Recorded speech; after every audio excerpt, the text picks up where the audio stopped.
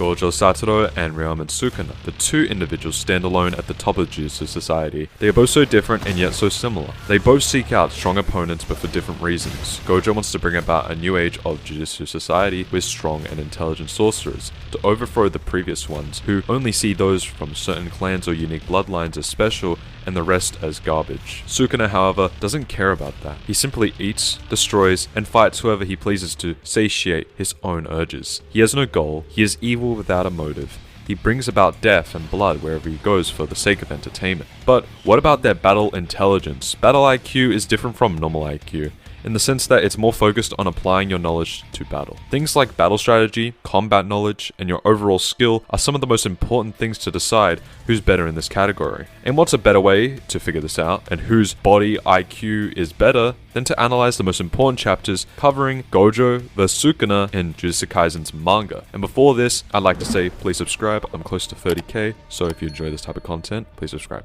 Chapter 223 of Jujutsu Kaisen is the start of Gojo and Sukuna's battle. Before we get into it, however, there's some things you need to keep in mind. Gojo and Sukuna both mutually agreed to give each other a month to prepare for their fight. So Gojo and Sukuna have an equal amount of prep time, as well as their allies. Sukuna was already aware of Gojo's moveset, and most notably Limitless and the Six Eyes. This is because of Kenjaku, who has over thousands of years of experience and knowledge about curses and curse techniques. More importantly, he's encountered Six Eyes / Limitless users in the past, so Gojo shouldn't be any different. But back to the chapter. At the start, we see Gojo head to the top of a building in Shinjuku, where Utahime and Gakuganji have taken their place. Now, you're probably wondering why Gojo has a weaker sorcerer assisting him before his battle with Sukuna. Won't they both just be collateral damage? Well, actually, no. It's revealed that Utahime's curse technique is known as Solo Forbidden Area. This allows the user to temporarily amplify the cursed energy of not just the user, but any sorcerer within range. It's elevated via a ritual which involves incantations, music, hand signs, and dance. Following all these steps correctly allows the technique's effectiveness to be raised by 120%. But Gojo isn't done. He strategically planned to raise the destructive capability and power of Hollow Purple by 200%. However, Sukuna is on the opposite building, and so, if he sees Gojo's Hollow Purple, he's just going to do everything he can to defend against it. So what does Gojo do? He has a sorcerer by the name of Ichiji set him up a barrier to shield the attack, in order to make Sukuna misjudge the true strength of Gojo's 200% Hollow Purple. This plan works as by the time the attack is sent towards Sukuna, he's barely able to shield himself fully without taking damage. As the smoke settles, Sukuna is injured, but he used reverse curse technique to heal his arm. So what was the point of the attack? Well, first you need to understand and remember, the Hollow Purple alone is Gojo's strongest attack, but at 200%, an attack at that level would kill any sorcerer, especially Sukuna. Gojo essentially wanted to end the fight as soon as it started, which is why he had Ichiji put up a barrier so Sukuna would be caught off guard. Gojo wasn't pulling all his points on his strategy, as essentially he thought of it like, oh, I'll just try this. If it kills him, it's disappointing since I wanted a good fight, but whatever. So no, 200% Hollow Purple wasn't pointless like a lot of fans thought. It had a purpose. We then move on to chapter 224, where Gojo and Sukuna engage in hand-to-hand combat. Since the fight is happening so fast on the panels, it's hard to actually analyze their fighting style. We know that Gojo's fighting style has a lot of elements regarding Wing Chun, which consists of rapid-fire punches, straightforward efficiency, and overall close-quarter combat. Sukuna doesn't have a set-in-stone fighting style though, and this isn't to downplay him at all, as he's still a master at hand-to-hand combat, and that is shown in the Maharaga fight. Sukuna simply fights freestyle, and goes for a more brutish / overpowering method due to his absurd level of curse energy, and especially being in Yuji's body, which is already superhuman levels of physical strength. However, remember that Sukuna in this fight is far different from Yuji Kuna. Sukuna in Yuji's body. Sukuna has taken Megumi's body,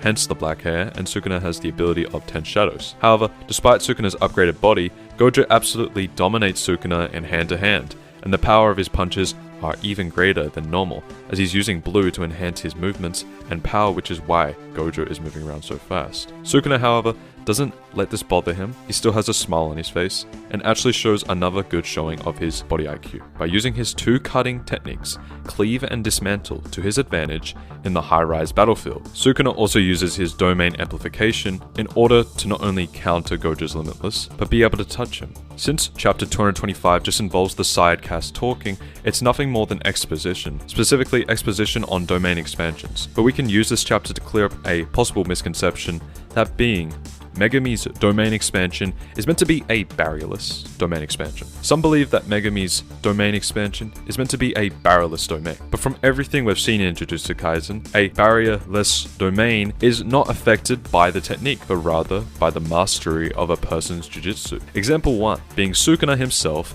and example 2 being Kenjaku. So why couldn't Gojo do a barrierless domain expansion? He's the strongest sorcerer of his generation, right? Based on how the modern sorcerers react to the information that Sukuna and Kenjaku's domain expansion are open and not enclosed, it's safe to assume that no one in the modern era knew that it was possible.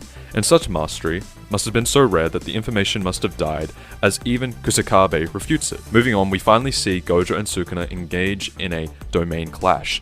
Both of the sure hit effects of their domains are of equal strength, cancelling each other out within inside the barrier. But outside the barrier, Sukuna's domain expansion is still there, and it breaks Gojo's barrier, which is weak to outside threats. And then we see Sukuna taking the opportunity to dismantle Gojo inside of his domain expansion, while Gojo's reverse curse technique goes on overdrive, healing him from every cut he gets while getting cut again and again. And then we learn that Gojo's technique is better than Sukuna's technique, but this leads us to another misconception, and that being Gojo should have just teleported out of the barrier and spammed Hollow Purple from out of it. Well, aside from the fact that the cast explains why that's literally not possible, we can delve a bit deeper into this. Let's say that Gojo's technique is restored, why doesn't he just teleport out? Well, remember, Gojo's entirely focused on his reverse curse technique to keep him alive in the shrine, and the fact that Gojo survived something that essentially raced the ground in Shibuya is insane. But Gojo cannot use his technique because even if he were to do so for a split second, he'd stop using reverse curse technique to heal himself and he would die. Even if he were to teleport out, Hollow Purple has a wind-up time, and with the amount of time it would take to set it up, Sukuna would have caught up to him and not let him finish. This isn't Dragon Ball, where the opponents let the other charge up their strongest attack. So any scenario that involves teleporting out or using Hollow Purple is essentially a lose-lose scenario for Gojo. And even the cast explains why that's not possible, as I stated previously. Moving on, we see the two of them engage in hand-to-hand combat, as Gojo and Sukuna are keeping up with one another, as Gojo then uses Simple Domain to explain. Since Simple Domain does create a hole, negating the sure hit effect, but since a simple domain is much too weak, it crumbles inside Sukuna's malevolent shrine, but it buys Gojo ample time to regenerate. They then go back into a fist fight, then after the simple domain is destroyed, Gojo is cut again, but he does another simple domain, but this time he does not use reverse curse technique to heal himself. How come? Instead, he uses it to heal his technique, getting rid of its downtime, and using red to launch Sukuna towards the shrine, letting Gojo leave the range of Sukuna's malevolent shrine. We then see the two in another domain battle, but this time, Sukuna expands his domain expansion to its max, while Gojo changes the conditions of his domain expansion to make its exterior strong enough to withstand the sure hit effect of the outside, with both the sure hit effects neutralizing each other inside the barrier. They switch back to hand-to-hand combat, but this time Sukuna uses domain amplification so as to be able to harm Gojo. This also tells us a domain can be in play even if the user is not using that technique. The two of them fight a bit, but suddenly Sukuna touches Gojo directly, turning off the sure hit effect inside the domain, thus strengthening the effect outside the domain, resulting in Gojo's barrier breaking again. Domain battle score is 1-0 to Sukuna, but this time, Gojo has a trick up his sleeve against Sukuna's domain expansion, Falling Blossom Emotion. To explain, unlike Simple Domain, in which the user manifests their own domain to nullify a domain's expansion's auto hit attack, Falling Blossom Emotion shrouds the user in cursed energy that counters attacks the moment a domain's guaranteed hit makes contact. The cursed energy defends the user automatically, countering any attack with equal force to nullify it. While Falling Blossom Emotion doesn't stop him from being injured, it does make the cuts shallow. This allows Gojo to expand his domain expansion to its absolute max limit, before compressing it to something smaller than a basketball, something he learnt from being inside the prison realm for so long. We then see Sukuna reduce his domain expansion size to match Gojo's, increasing the potency of his sure hit effect. So from this, we can conclude that the size of domain expansion is inversely proportional strength of the sure hit effect. But then we see this time, both Gojo and Sukuna can't maintain their domains any longer, with Gojo's barrier being broken and Sukuna's being too damaged, which would be important later. All of this happened in 3 minutes, so now both sides have a time limit to beat if they want to gain an upper hand. Domain expansion battle score is 2-0, with the last one being a tie. And now the fight devolves into hand-to-hand combat again, and this time we can see Gojo's inner thoughts, where he's confused as to why Sukuna has been playing it risky in these battles, even when he could have just done things faster in the second domain expansion battle. So from this, we know that Sukuna hasn't used any of his curse techniques at all, for now, other than the ones granted by his domain expansion. And then we see Maharaga's will turn in the next page. From this, we can safely assume that Maharaga's adaptation via Sukuna's body is possible when he's not using any of his other techniques. We then see the two of them go in for their 4th domain battle. After they've regenerated with reverse curse technique, they fight again. Long story short, they both lose their domains at the same time, meaning it's a tie again. But we can say that Gojo is the stronger fighter inside the domain compared to Sukuna. When they go in for a 5th domain battle, we see that while Sukuna uses reverse curse technique to heal his technique, it lags a bit, as it was healing his body before his curse technique, meaning that Sukuna opened his domain expansion 0.01 seconds after Gojo, which means that Sukuna experienced unlimited void for 0.01 seconds. But this also means that Sukuna's domain lasts 2 minutes and 40 seconds inside of unlimited void, instead of 3 minutes, which leaves him vulnerable inside of Gojo's domain expansion. But this leads to Maharaga coming out already adapted to unlimited void instantly, because of how adaptation works. Now, here's some explanation on why adaptation and why Maharaga was instantly okay. Maharaga can adapt in 2 ways, by being out and taking the attacks to adapt to it, or manifesting his will onto something that will take the damage for it to adapt to. For example, we see in chapter 270 that Sukuna manifests Maharaga's will, and in the later chapter, taking on some of Yorozu's attacks to help Maharaga's adaptation. In this battle, we see 2 things happening. When Gojo and Sukuna were in domain battles, their domains had slightly different targeting conditions. Gojo's domain targeted everything inside of the domain, while Sukuna's domain targeted everything other than Megumi's soul, which meant that Megumi received Gojo's domain's sure hit effect. But then, why did Sukuna get hit by Unlimited Void that one time if the damage is being dealt to Megumi? As explained later, Sukuna was using the 10 Shadows technique inside of the domain battles to help the adaptation process. But during that one time, he was using Reverse Curse technique, so he did not have the 10 Shadow technique active, which meant he got hit full force with Unlimited Void.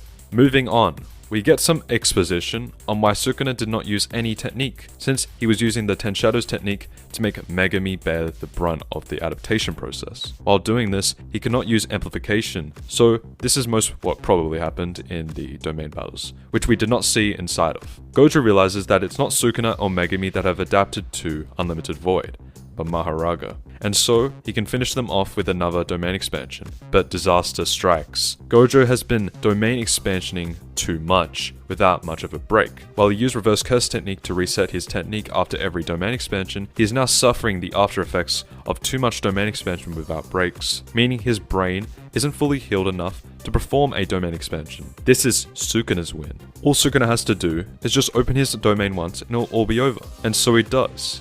But here's where we see Sukuna's mess up. He cannot open his domain, since he had taken direct damage from Unlimited Void. His brain had been damaged enough for him to not be able to use his domain expansion anymore. Sukuna actually messed up big time here, as if he had fought conventionally with only domain battles, he would have won. But by handicapping himself with trying to adapt, he took a big risk that cost him an early win. They then switch back to hand, as the win conditions for their battles have changed. With both of their domain expansions off the table, the winner is decided who hits the hardest, which we know is Gojo due to Hollow Purple. If Gojo wants to win, he needs to use an attack that can kill Sukuna faster than Sukuna can perform an attack that can kill Gojo. Chapter 231 goes into detail as to how hard Gojo's punches are. As previously stated, he's been infusing his punches and movement with blue, which is why he hits harder and he is so fast. He hits so hard in fact that the raw power alone are on completely different level than even Todo and Yuji.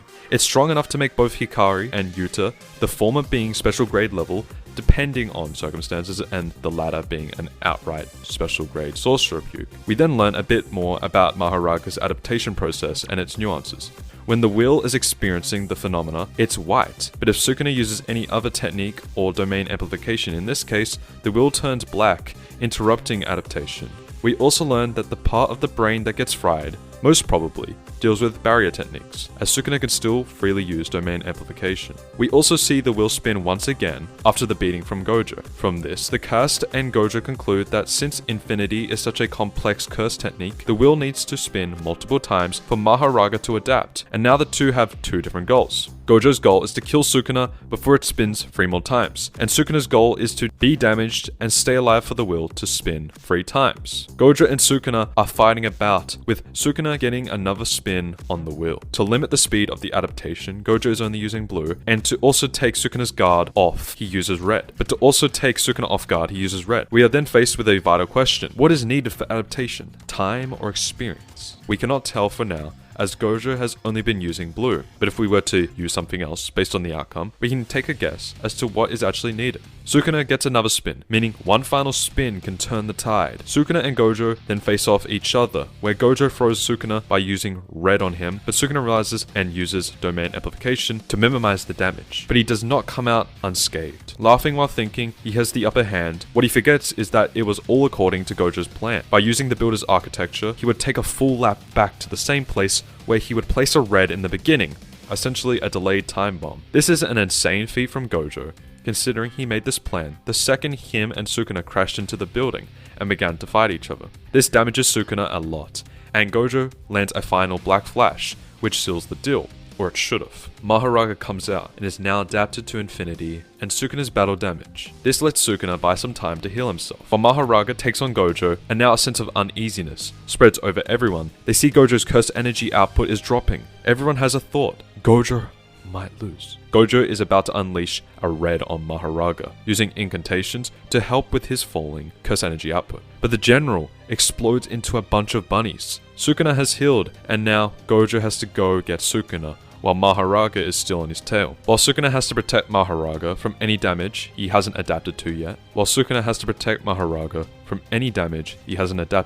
We then see Sukuna try and create openings for Maharaga to attack Gojo. We see Sukuna use Max Elephant's Water, similar to piercing blood. So Sukuna is also going in for the kill when Maharaga is erasing Gojo's infinity with his attacks. We also learn that Maharaga has adapted to infinity, but it may not have adapted to red. This is because Sukuna is using Shikigami other than Maharaga, which means that Maharaga's adaptation is slowed a bit. If things weren't getting harder for Gojo, it's really getting tough now.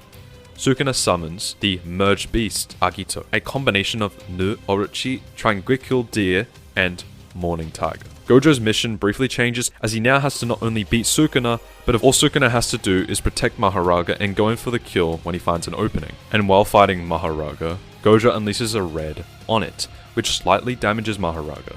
From this, he realizes that adaptation isn't instantaneous, but gradual. Seeing the aggressiveness of the Free and the gradual adaptation of Maharaga, Gojo reaches to a conclusion that they are done fighting defensive and now are going in for the kill. His only way out would be to use Hollow Purple, as it won't let Maharaga adapt to it at all, since it would delete it, Sukuna and the Merged Beast. Gojo comes to the conclusion that he should take out the Fused Beast first, as it hasn't adapted to infinity. But Gojo is being kept occupied by the duo of Maharaga and Agito.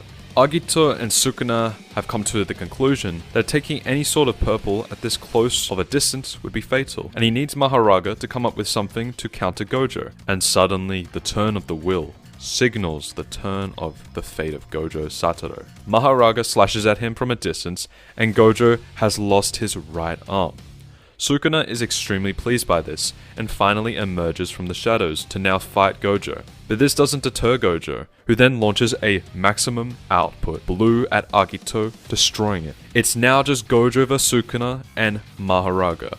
With some hand-to-hand combat, Gojo creates a distance between him and his opponents, and he starts his chant.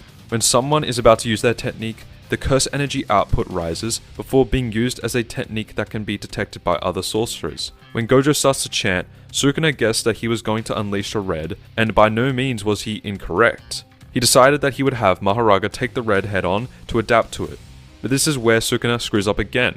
Sukuna did not account for Gojo thinking ahead. Gojo planned to have the red merge with his max output blue. That was just waiting there. Once Sukuna realizes this, he panics and orders Maharaga to stop the two attacks from merging to create a hollow purple. Maharaga went for the blue, something it had already adapted to, but Gojo was quicker, as blue is indiscriminate in its effect. Gojo used its pull to propel himself toward it, stopping between blue and Maharaga. Alas, Maharaga's adaptation to blue was what hindered it. In a last-ditch attempt, Sukuna shoots his max elephant piercing blood at red, but Gojo rechants the incantations for blue, refreshing its output and swallowing the piercing blood. And as the red and blue get closer, Gojo chants the incantations for hollow purple, and then he unleashes it. It is an indiscriminate purple, hitting everything in its vicinity. Even Gojo is hit by it, though he is in much better shape compared to Sukuna, who is still standing, albeit with major injuries. And now we see Gojo with his cursed energy output back to normal. Him healing thanks to the two black flashes versus Sukuna with no Maharaga, major damages, and no way of damaging him without domain amplification. This is Gojo's win. But is it? Time for another explanation. Why the world slice wasn't an ass pull. As we know from the infamous chapter 236, Sukuna has somehow bisected Gojo and turned the tables. This chapter caused a lot of outrage, as not only is Gojo a fan favorite, he clearly beat Sukuna, who was so badly injured he could barely stand. So what happened? As we learn in chapter 236, Maharaga can adapt from one single attack with enough time. But the more it is attacked, the faster it can adapt. And here's the thing, the analysis just doesn't stop there. What Sukuna wanted from Maharaga was something he could replicate, because, as we've seen, Sukuna is a master at doing things after seeing it once, with multiple cases, such as Sukuna making a cursed item after only seeing the process once. So all Sukuna needed during the entire fight was a way to destroy Gojo, but since he did not want to think too hard, he decided to use Maharaga to come up with a model. When Maharaga first adapted to infinity, it altered the essence of its own cursed energy to be able to cut through infinity, something Sukuna cannot do. So Sukuna had to wait longer for Maharaga to do something that Sukuna could replicate. To understand easily what's exactly going on, think of Gojo as a really hard exam, Maharaga being the genius of the class, who's about to get straight A's, and Sukuna, who didn't study the test, hopes to copy the answers from Maharaga. And he did just that by slicing Gojo in half, bypassing infinity thanks to Maharaga. This also means that Maharaga is more like an AI program rather than a late throw-in of a game of rock, paper, scissors. How did Gojo not realize that Sukuna would counterattack, you may be asking? As we've seen, the explanation for how curse technique and curse energy work. We know that before being used in a technique, curse energy output rises in a sorcerer before it gets converted to either the innate technique or reverse curse technique. We can say that curse energy output needs to rise for reverse curse technique by looking at Hikari's jackpot state, where he gains auto reverse curse technique because of his unlimited curse energy. This shows us that for reverse curse technique, you need quite a bit of curse energy output before using it in reverse curse technique for healing / technique purposes. So based on how much curse energy Sukuna was outputting at the time, which was a lot, Gojo would have assumed Sukuna was healing himself, and since he knew Sukuna's reverse curse technique output has been reduced, he could go up close and personal to kill him and savor his death. So after all that, whose battle IQ was truly better, Gojo or Sukuna's? Well, the answer may shock you considering he wasn't the winner, but it was still Gojo. Ignoring how long the battle is, as well as all the complex techniques that were being used, we need to remember that not only did Gojo learn how to heal his burnt out curse technique, invert his barrier conditions, pull off the prison realm basketball domain, and use unlimited hollow purple, he did all of this on the fly. While yes, Gojo's hacks such as 6 eyes and limitless contribute a good amount. Just think of it like this. In terms of body IQ, Gojo and Sukuna are fundamentally different. Sukuna meticulously plans everything from the techniques he uses when he uses his domain expansion and everything else involved in the battle. He was even picking and choosing what Maharaga would adapt to obsessively, like a human controlling the player in a game. Gojo, however, doesn't fight like that. As crazy as it sounds, aside from the 200% hollow purple, everything he did against Sukuna was on the fly. Even the crazy feat of crashing into a building, analyzing its layout, and using it to his advantage to catch Sukuna off guard was not planned, and despite pulling off everything on the fly, Gojo was still able to fight on par with Sukuna. This isn't to downplay Sukuna at all, as he's able to pull off crazy battle strategies on the fly too. In fact, every strategy he uses against Gojo after the first one was thought up of during the battle, which I'll explain later. But to explain how Sukuna cut Gojo, we learned recently that Sukuna's world-cutting slash only needed the single Enmaten hand sign, or to put it simply, the hand sign that Sukuna uses when he activates his domain expansion. But because of Gojo's hollow purple, he lost a hand and couldn't weave the hand sign, so Sukuna made a binding vow on the fly to make it so that he not only needs to do the full chant, but he also needs to point and do the hand sign every time he uses world slash. What's interesting, however, is Sukuna's own adaptability. As I previously stated, although it isn't his main method like Gojo, he's able to improvise his plans. Plan A was to kill Gojo with open barrier domain. Plan B was challenging Gojo to a domain clash 5 times and have Gojo destroy his own brain. Plan C was to use Maharaga and Agito to kill Gojo. Plan D was to learn world slash himself in order to kill Gojo, and when that didn't work out, he made a binding vow as a shortcut. And if that all didn't work out, he was planning on reincarnating into his Heian era body. However, this just shows that Sukuna's long-term planning fell apart. If his plans were truly good enough, he wouldn't need to rely on improvisation to beat Gojo, whereas Gojo simply improvised because that's how he fights. He doesn't like to think for long periods of time. He simply likes to try a bit of this and that out, and if that doesn't work out, maybe this will. It's sort of smart because a battle is never predictable. It's very